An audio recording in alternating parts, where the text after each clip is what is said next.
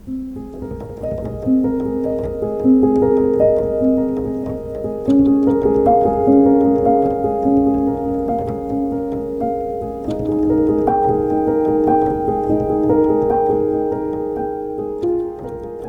guys, welcome to a very special edition of The Watch Collector. My name is Ollie.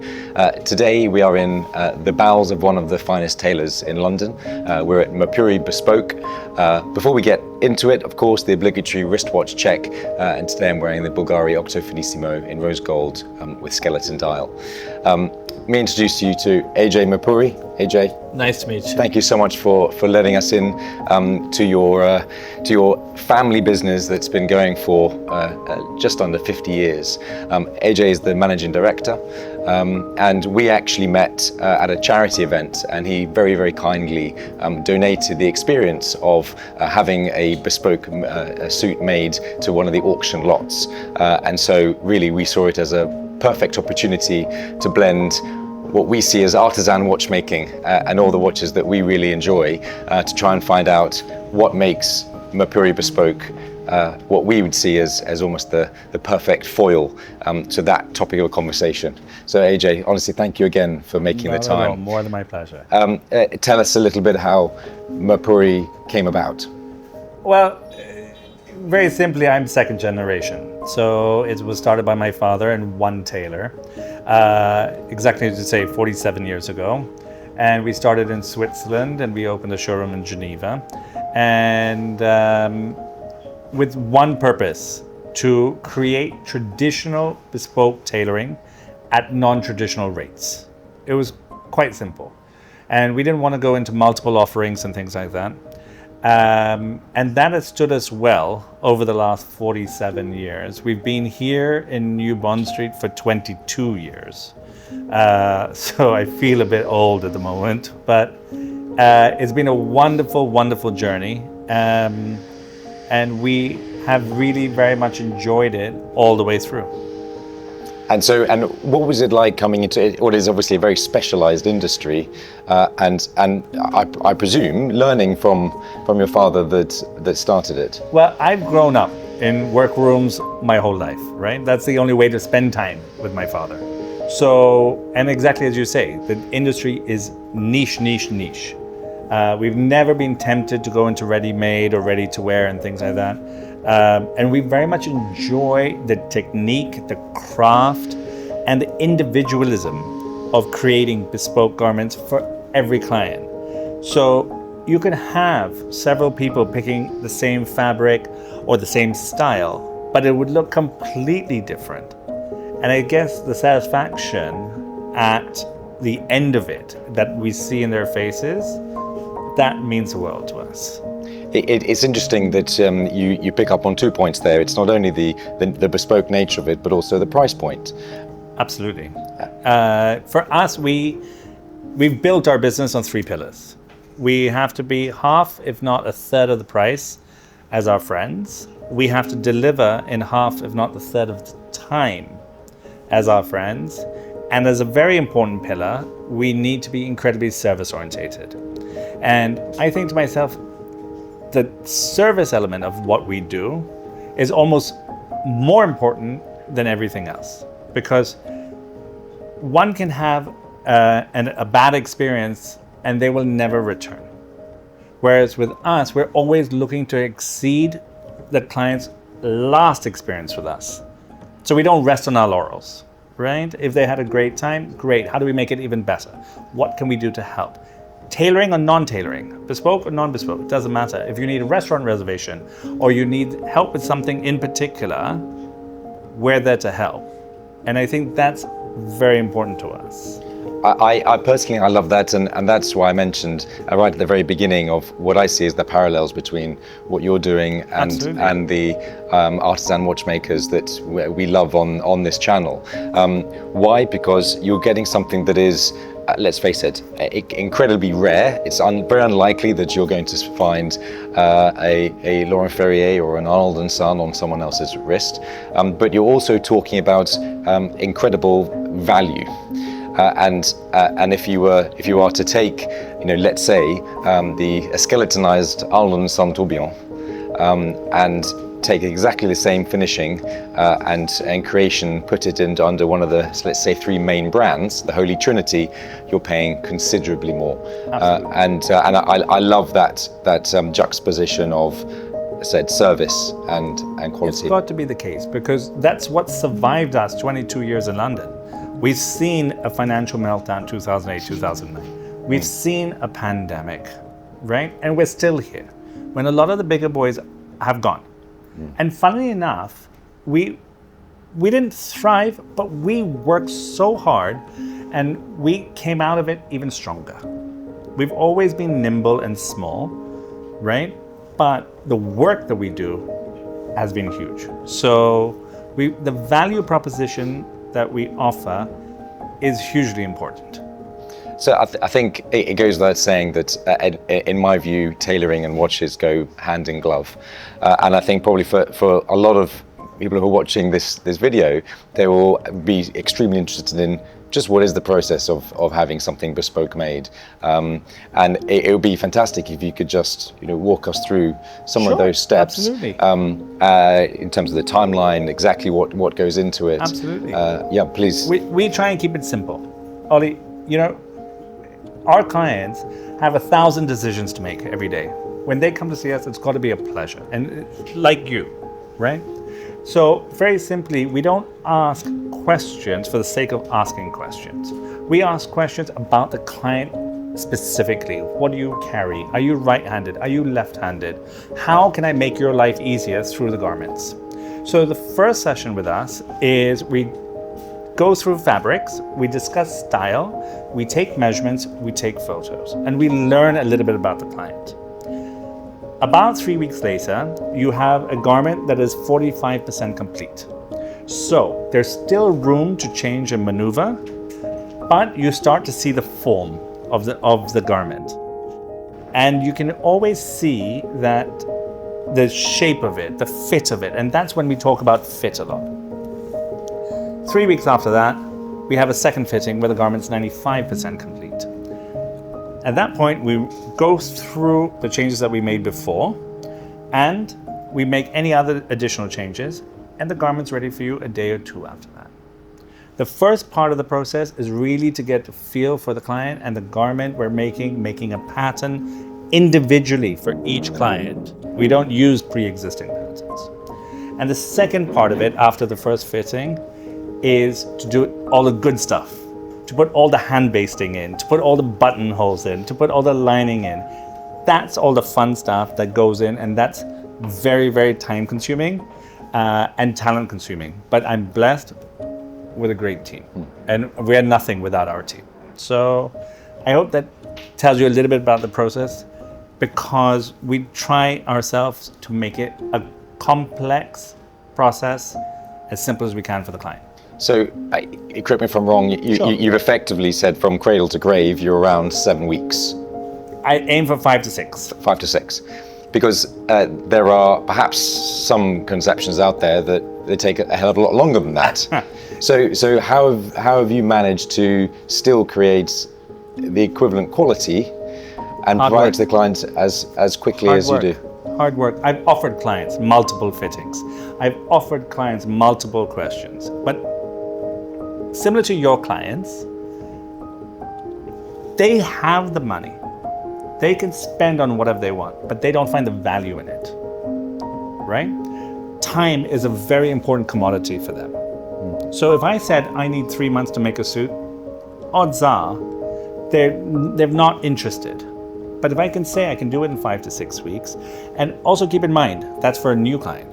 Repeat clients where we already have the pattern, we already have the preferences, we already know what they like, we can start to finish in 3 weeks. Wow. So that's what's important to the client, so therefore we need to be able to service that. It's not only about price, it's about the timing and of course the service. And when we're talking about bespoke, I think most of us will think of suits or jackets or overcoats. But actually, you've had some pretty eclectic requests, haven't you?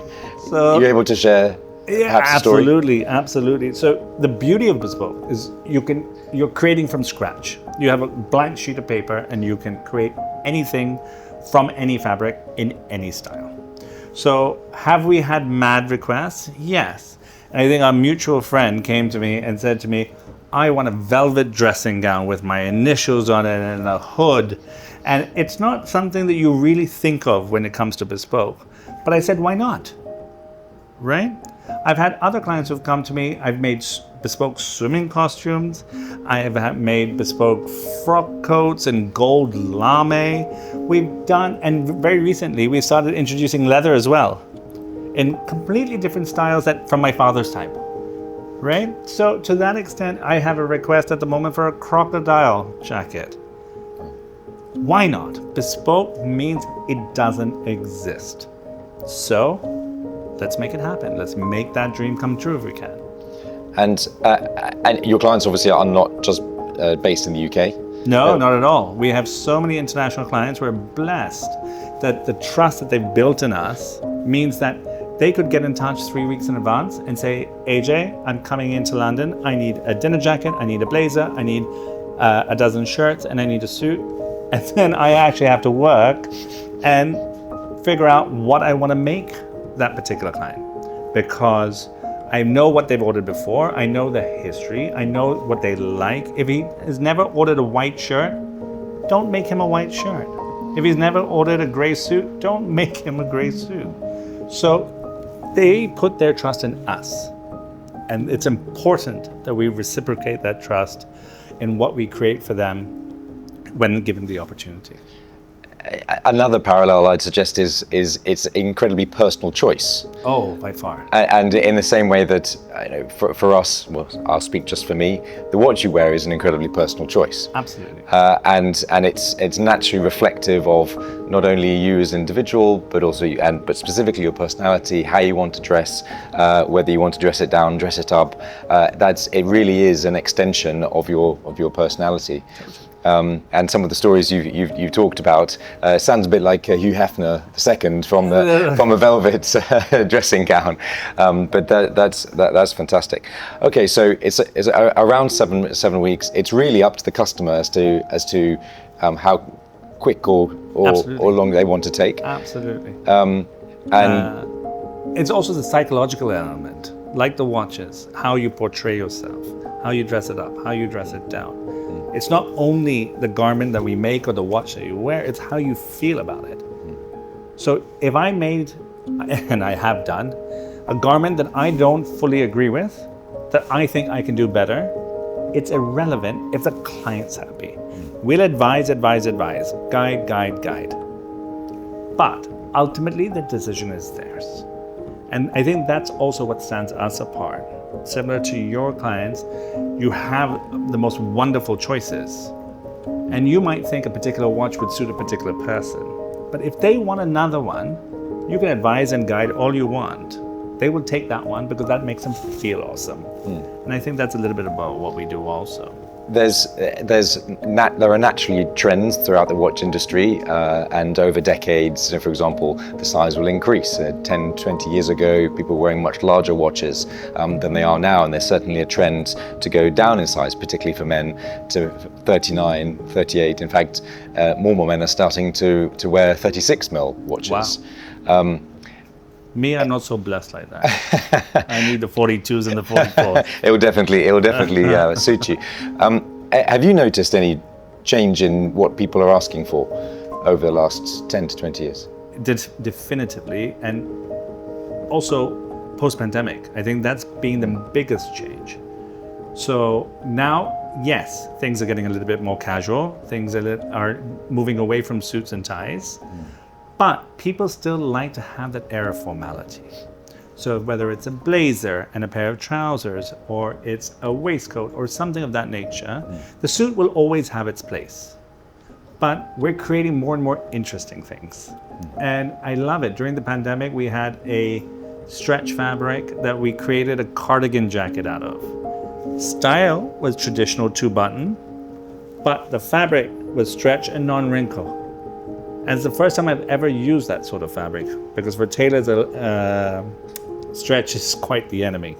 But it did so well And it was just another example of catering to the trend at the moment. Post-pandemic, yeah, people rather go back to their more fitted and more formal styles of jackets. Well, of course, it's going to be quite handy, especially if you're like me. I definitely put some timber on after around the pandemic. So if you have a bit of stretch, it's probably a good thing.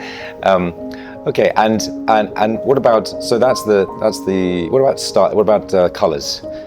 Have you noticed a change in that? What people are looking for? People are getting more creative. Yeah. There was a time where we'd only make blue and grey, and I'm just like, come on. And that's why I like the ladies' wear side of our business also. We can get more creative. We can use different patterns. You can use brighter colors. Which is unusual, actually, because I think that the majority of tailors would say, right, no, we're men's tailors, or we're female tailors. Why is that? I mean, is there specific expertise you need to be able to... 100%. Our men's team is different from our ladies' team, is different from our shirts team. So we have 3 major areas in our workrooms, and they all have their own specific expertise and talents. A men's cutter cannot cut for a woman, and vice versa, right?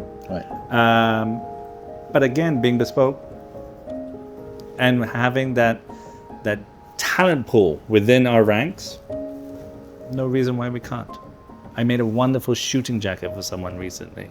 It was beautiful, but I don't get to do as much ladies as I would like. Mentioning shooting jackets reminds me of an episode of Only Fools and Horses, where Del Boy takes a shotgun and a sawn-off shotgun and goes shooting with it. Okay, if someone is thinking of, I want to take the plunge. Sure. I've never had anything like this done before. Maybe I'm going to treat myself. What if there was one item that you would say, if you're going to have something made bespoke, have that? What would you say? It's interesting because again, it's individual to everyone.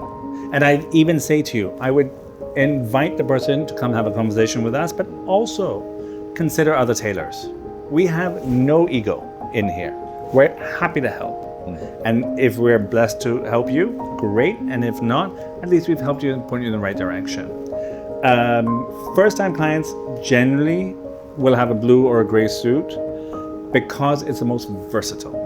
You can mix it and match it, open collar, with a tie.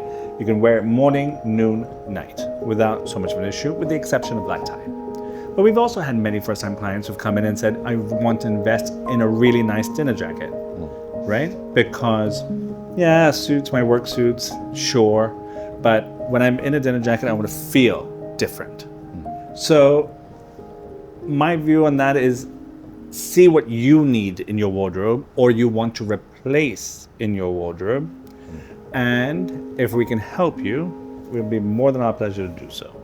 I think it's interesting you say about shop around, basically, see how you feel. And I think what I've always tried to impress is that I love independent artisan watchmakers, but that's not to say that your very well-known brands aren't also awesome.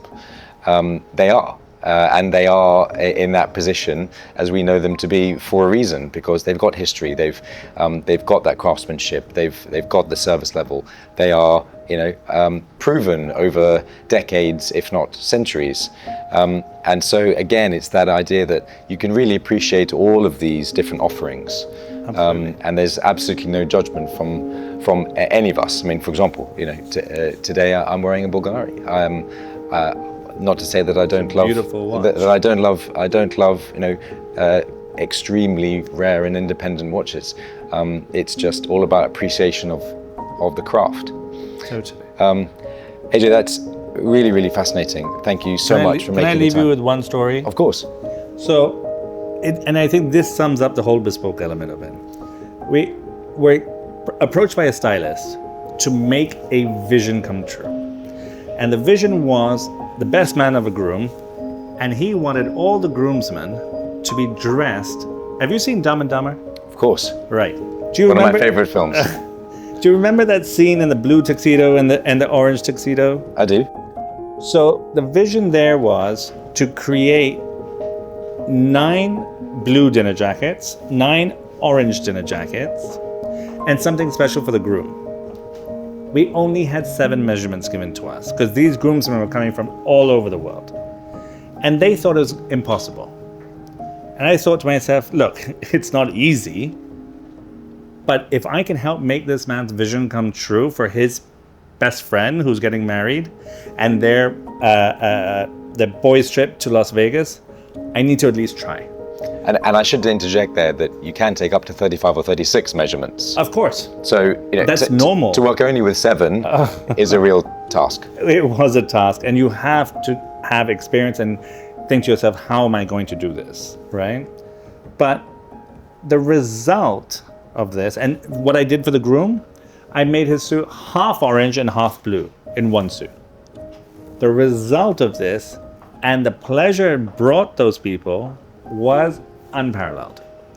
So I think that sums up the whole idea of bespoke, that we can create anything. We can't compete, as you say, with the centuries of history that some clients have, that some brands have and tailors have, but we can sure as well compete on the service element and the open-mindedness to create what a client wants. And individuality. Absolutely. Yeah, and that's certainly what we love, not only about tailoring but also about watches. AJ, honestly, thank you so much. Not at all. Really Thank appreciate you. your hospitality. I hope you found that insightful. Certainly I have. It's wonderful to be able to sit and spend time with AJ. He's got some fascinating stories, some which we can't mention. But honestly, thank you so much for joining. That's enough for us now. We're at Mirpuri Bespoke in central London, with AJ Mirpuri, the managing director. We'll see you next time.